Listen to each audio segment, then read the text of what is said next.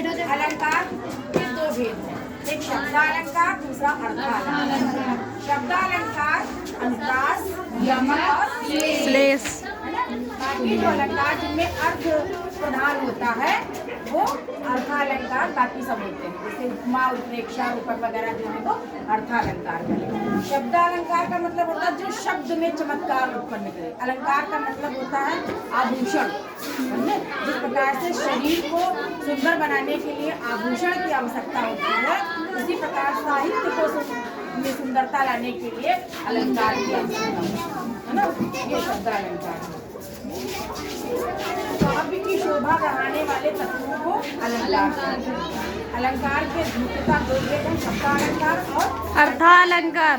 जहाँ शब्दों के कारण चमत्कार उत्पन्न होता है वहाँ अलंकार होता है। जहाँ अर्थ के माध्यम से अलंकार चमत्कार उत्पन्न होता है वहाँ अर्थालंकार होता है। तो शब्दालंकार में हमारे अनुप्रास अलंकार, यमक, श्लेष, है ना, ये तीन आते हैं।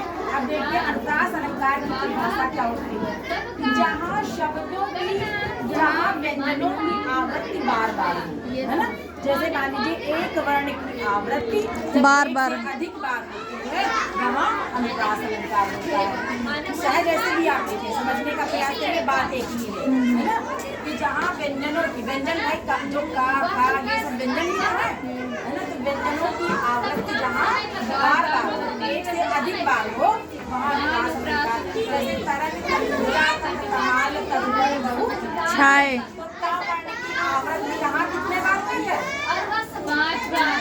मतलब एक से अधिक बार हुई है, इसलिए यहाँ पर अनुप्रास अलंकार है। कौन सा अलंकार होगा? अनुप्रास अलंकार। यमक अलंकार। यमक अलंकार की परिभाषा होती है जहाँ भिन्न अर्थों वाले शब्दों की आवृत्ति हो वहाँ यमक अलंकार होता है। तो जैसे कनक, कनकते, सौभी, मादकता, अधिकाय, खाए, बौराए, वाखाए। बौराए, कनक माने सोना, एक धतूरा होता है, एक कनक का अर्थ होता है सोना। सोना। है ना?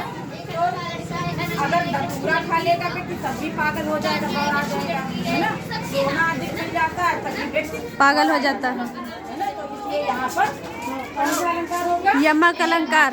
यमक अलंकार होगा।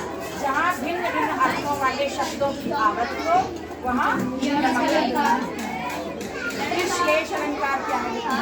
जहाँ एक शब्द का एक ही बार प्रयोग हो उनके एक से अधिक अर्थ हो, है ना, वहाँ पर श्लेष अलंकार होता है। श्लेष माने होता है चिपकना। चिपकना। एक शब्द का प्रयोग एक बार हुआ लेकिन उसके अर्थ कई बार निकले, हाँ। है ना। तो यहाँ पर श्लेष अलंकार। अपने अपने अनेक अर्थों को अपने में चिपका रखा है। तो जहाँ एक शब्द का एक ही बार प्रयोग हो उनके एक से अधिक अर्थ निकले वहाँ पर श्लेष अलंकार होता है। जोड़ी जुड़े केवल समीर कबीर तो बटिए विश्वभानुता है घर के वीर। तो देखिए यहाँ पर विश्वभानुता कौन है? राधा, राधा पिता का नाम है ना, वृषभानु। वृषभ। तो उनकी अनुजा, अनुजा मतलब उनकी पुत्री। पुत्री पुत्री कौन हुई? राधा। राधा जी। तो वृषभ माने बैल भी होता है। वृषभ माने बैल। तो जो हलधर है, हलधर बलराम जी को भी कहा जाता है जी मैम। तो इसलिए यहाँ पर कौन सा अलंकार होगा? श्लेष अलंकार। श्लेष अलंकार होगा, है ना?